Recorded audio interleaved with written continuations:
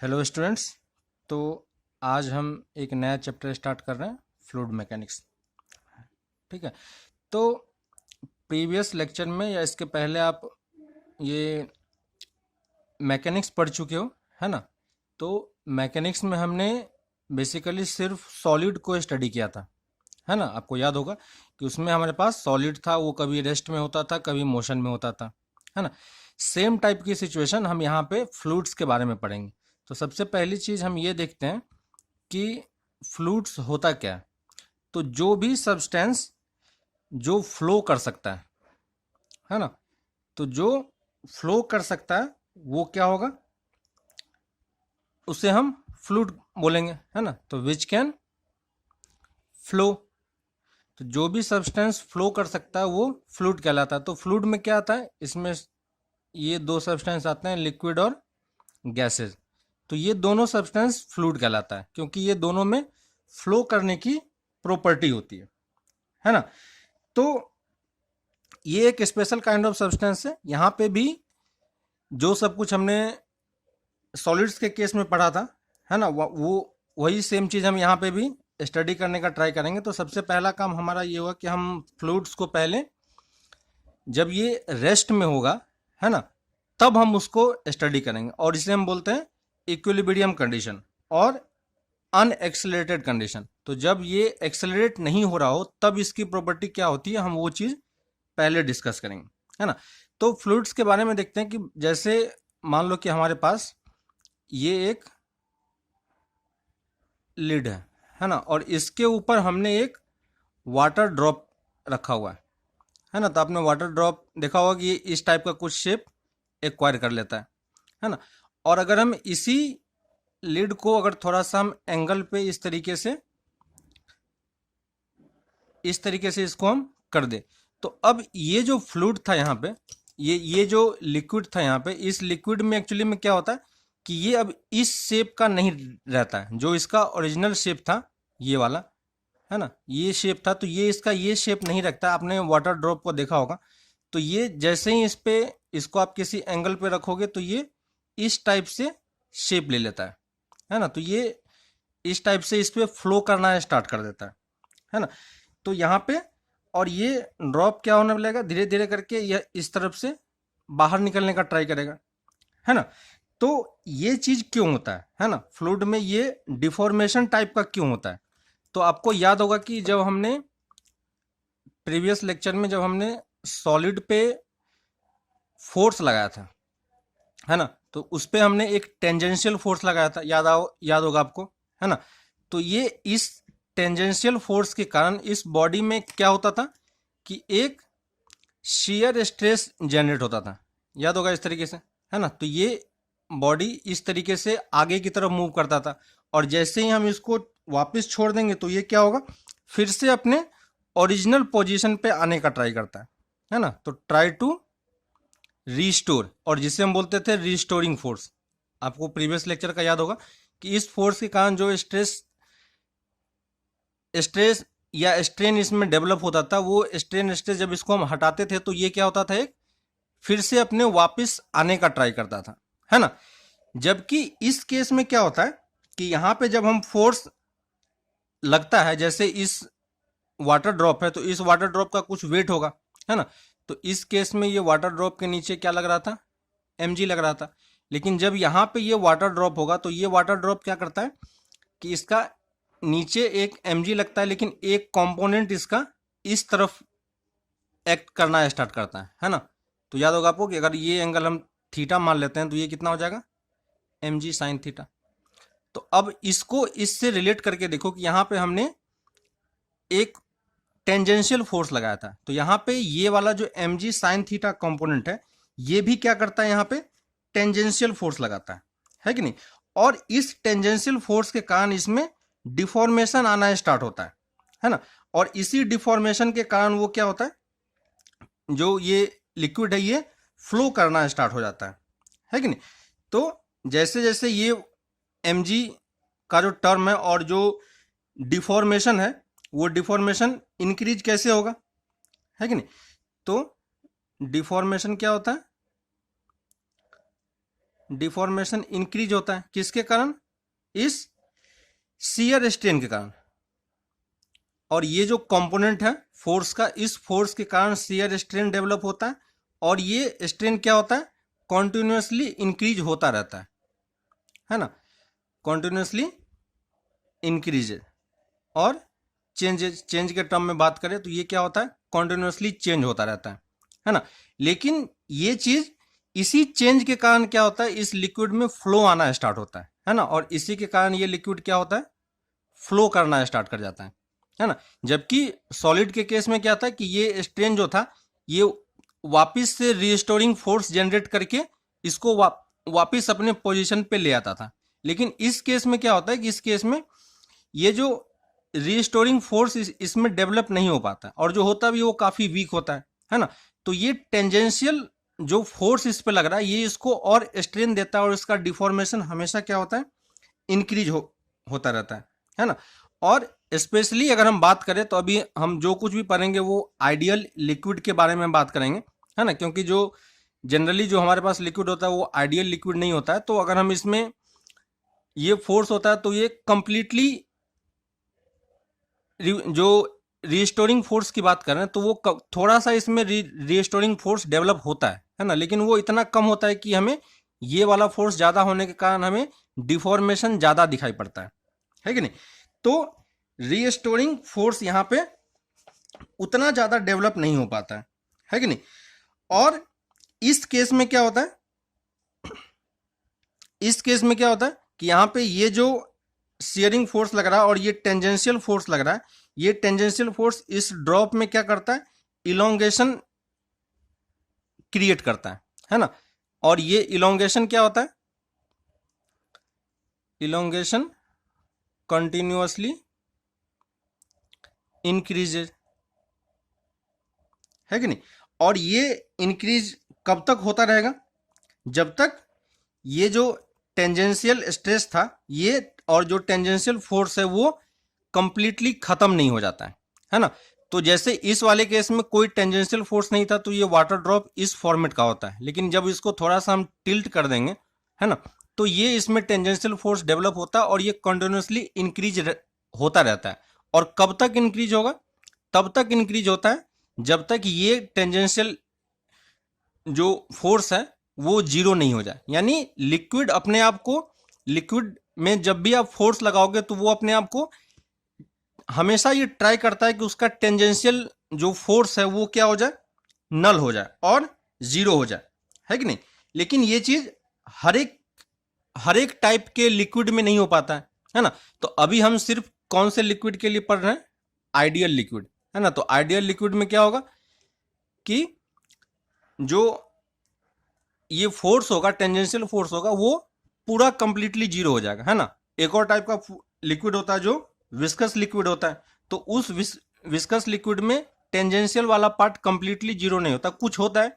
इसलिए जैसे आप हनी को देखते होगे, है ना, तो हनी को ज्यादा किसी प्लेट पे रख के आप उसको टिल्ट करने का ट्राई करो तो वो काफी टाइम तक उसको आप टिल्ट करके रख सकते हो, है ना। अगर ये इस पोजीशन पे आप हनी को लेके रख रहे हो और इसको आप टिल्ट करते जाओ तो काफी एंगल तक आप उसको टिल्ट कर पाओगे, क्योंकि उसमें क्या होता है कि रीस्टोरिंग फोर्स जनरेट होता रहता है ना। लेकिन आइडियल केस में क्या होगा कि वो रीस्टोरिंग फोर्स डेवलप नहीं होगा, है ना। तो अभी हम कर रहे हैं कि तो कोई भी लिक्विड होगा वो लिक्विड तब तक अपना शेप चेंज करता है ना। यहां पे भी शेप चेंज हो रहा है, तो ये शेप चेंज किसके कारण हो रहा है? इस टेंजेंशियल फोर्स के कारण। और ये कब तक चेंज होता रहेगा? जब तक उसका जो टेंजेंशियल स्ट्रेस है वो क्या हो जाए? कंप्लीटली खत्म ना हो जाए, है ना। तो एक पॉइंट बना के लिख लेते हैं, in ideal liquid, in ideal liquid there is no tangential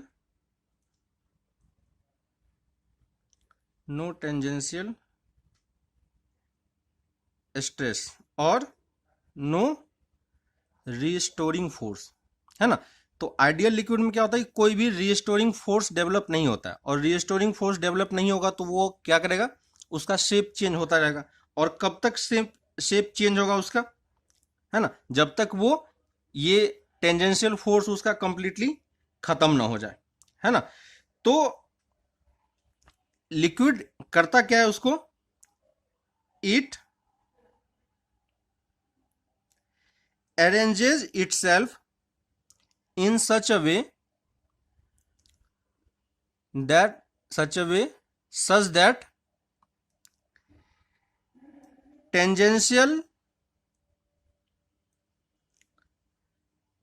tangential force become zero. तो जब तक उसका टेंजेंशियल फोर्स जीरो नहीं होगा तब तक उसमें क्या होगा, वो अपने आप को रीअरेंज करता रहेगा, है कि नहीं। जैसे आपको एक ग्लास में अगर आप वाटर लेके चलते हो, है ना, तो ग्लास में जब आप वाटर लोगे तो वो वाटर का जो ऊपर वाला सरफेस होता है वो इस शेप का होता है ना। लेकिन जब आप इसी को इस तरीके से टिल्ट कर दोगे, है ना, तो इस ग्लास को जब आप टिल्ट कर देते हो तो वाटर लेवल कैसा हो जाता है ना। तो वाटर लेवल का शेप भी देखोगे आप कि वो कुछ इस टाइप का होगा। तो इस केस में हॉरिजॉन्टल था, यहाँ पे भी ये हॉरिजॉन्टल ही रहता है, जबकि इसे क्या होना चाहिए था, इस टाइप का शेप होना चाहिए था, ऐसा कुछ शेप रहता, है ना। तो अगर ऐसा शेप वो नहीं रहता है, इस टाइप का शेप वो बन जाता है। तो यहां से इसका ट्रांसफॉर्मेशन कुछ इस टाइप का होता है, इस टाइप का नहीं होता है। तो क्यों ऐसा नहीं होता है, मान लो कि यहां पे हमारे पास कोई एक पार्टिकल है ना, तो इस पार्टिकल का नीचे की तरफ फोर्स लग रहा होगा, है कि नहीं। वैसे ही जैसे ही अगर मान लो कि ये इस शेप का नहीं बनता, इस शेप का बन जाता है ना, तो इस शेप का बनेगा तो यहां पे क्या होगा, फिर से जो वो पार्टिकल था उसको नीचे की तरफ एक फोर्स लगना स्टार्ट होगा, है कि नहीं। उसके वेट के कारण या इसके आसपास के मॉलिक्यूल जो वो उसको अपने तरफ खींच रहे होंगे, तो इसका फोर्स अभी भी इस डायरेक्शन में होगा, है ना। और इस डायरेक्शन में देखो कि अब इसका एक कंपोनेंट इस टेंजेंट की तरफ वर्क कर रहा है। तो जैसे ही इसका इस तरफ एक टेंजेंशियल फोर्स लगना स्टार्ट हो गया, तो जैसे ही टेंजेंशियल फोर्स लगना स्टार्ट होगा तो ये अपने आप को क्या करेगा, फिर से इसमें, क्योंकि कोई भी रीस्टोरिंग फोर्स डेवलप नहीं होता है कि नहीं। तो जस्ट अभी हमने देखा था कि इसमें कोई रीस्टोरिंग फोर्स डेवलप नहीं होता, तो ये इस फोर्स को खत्म करना चाहेगा, और इस फोर्स को खत्म करने के लिए वो क्या करेगा, ये लिक्विड अपना शेप चेंज कर लेता है, और शेप चेंज होगा तो ये इस टाइप का होगा। तो यहाँ पे देखो इसमें जो फोर्स लग रहा है वो क्या लग रहा है, एक्चुअली में इसके परपेंडिकुलर लग रहा है, इस डायरेक्शन में कोई भी फोर्स नहीं है ना। तो हमेशा फोर्स क्या लगेगा, इसी डायरेक्शन में लगेगा और सरफेस के परपेंडिकुलर ही लगेगा, है कि नहीं। तो हमें यह ध्यान रखना है कि फोर्सेस हमेशा क्या होगा, जो लिक्विड है, ठीक है, जो लिक्विड है और जो फ्लूइड है हमारा, फ्लूइड क्या करता है, always tries to adjust itself such that tangential force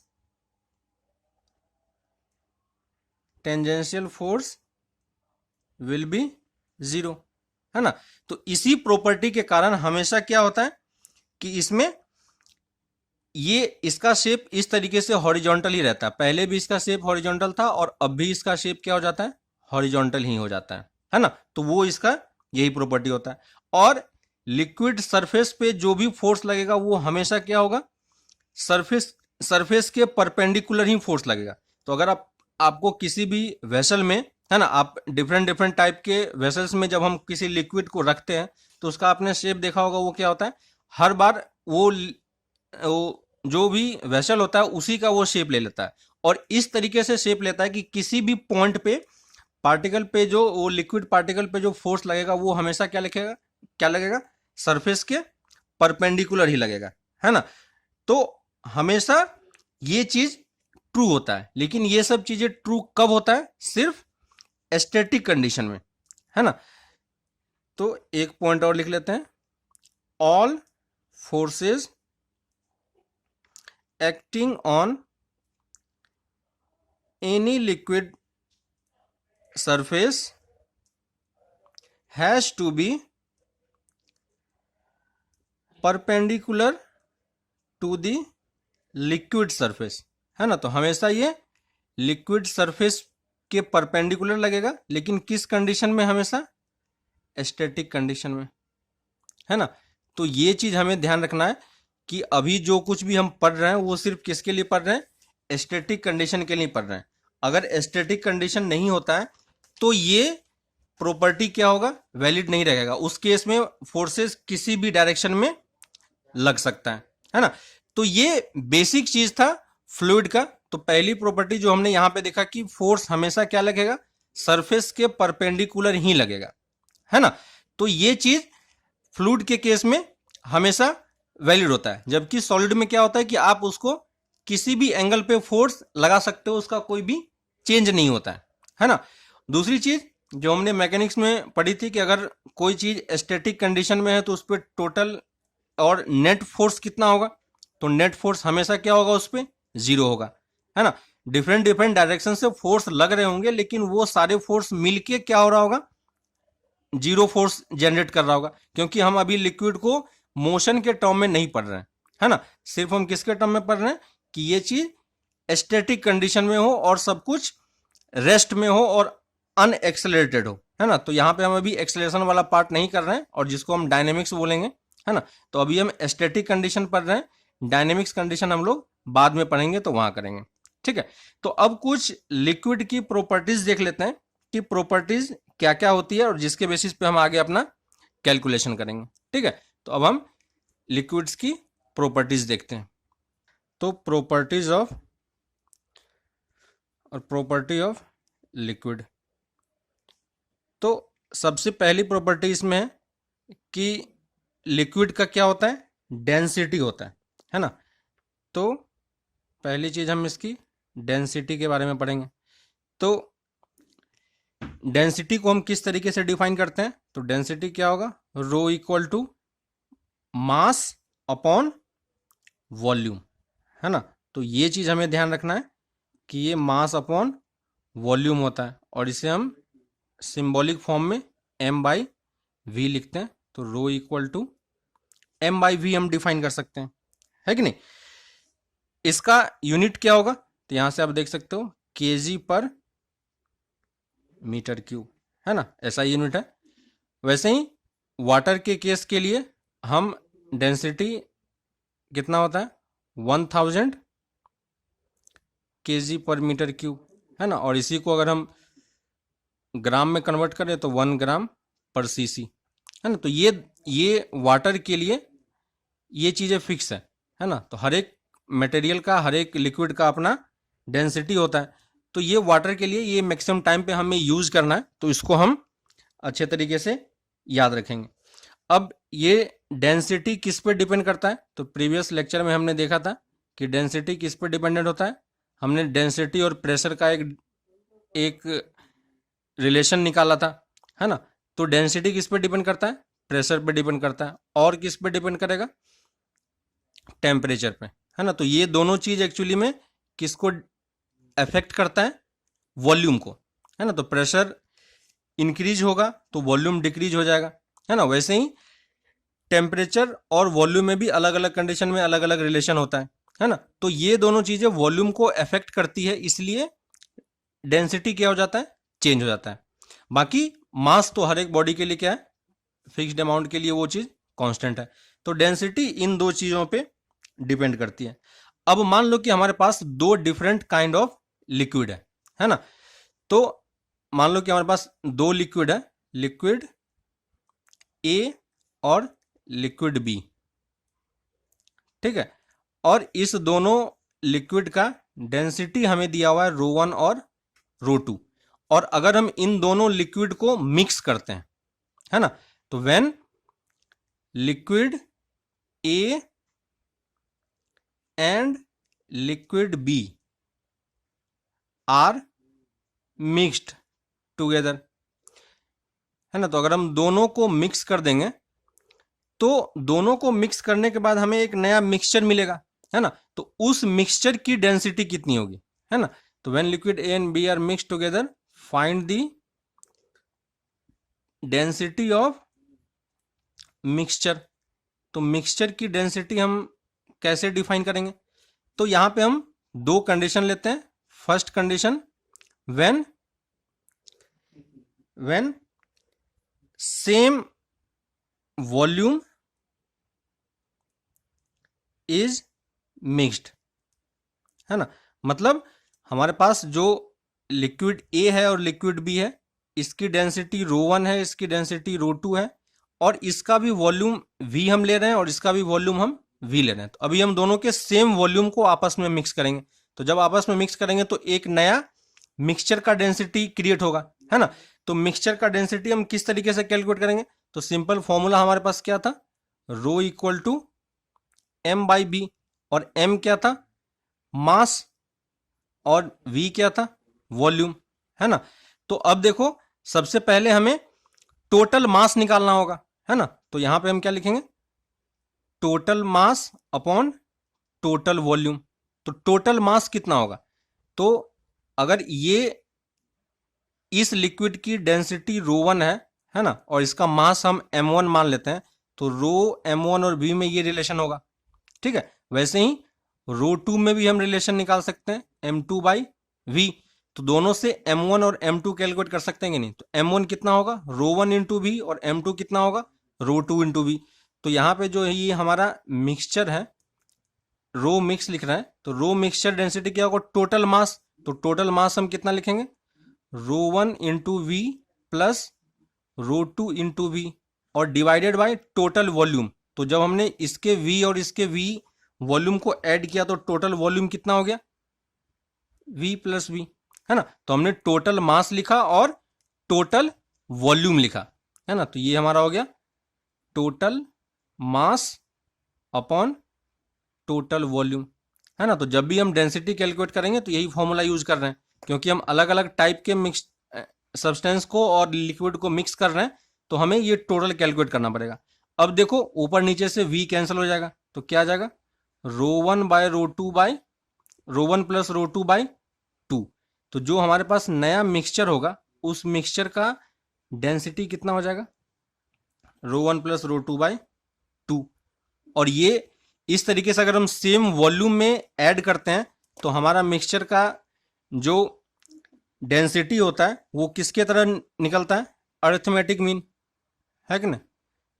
तो डेंसिटी कितना होगा, अरिथमेटिक मीन की तरह। लेकिन ये कब होगा, when same volume is mix.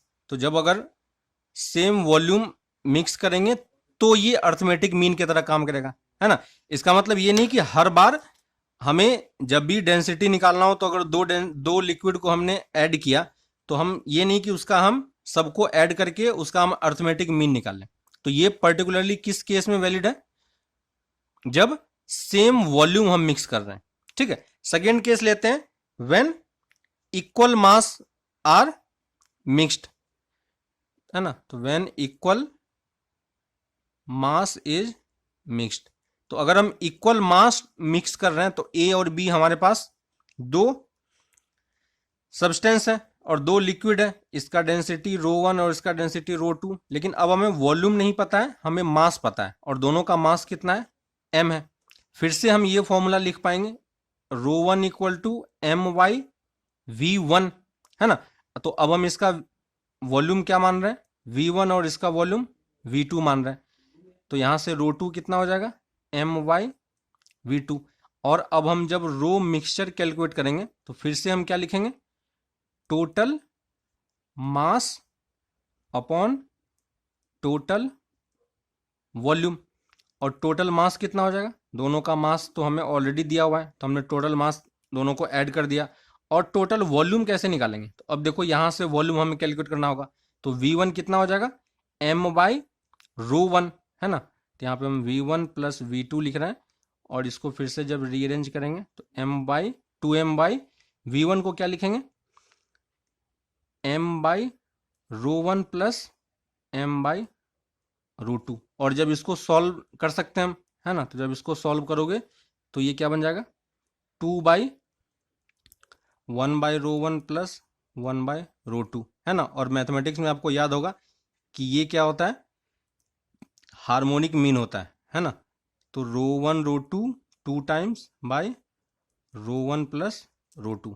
तो यहाँ पे देखो जो मिक्सचर निकल के आ रहा है वो किसके फॉर्म में है, हार्मोनिक मीन के फॉर्म में है ना।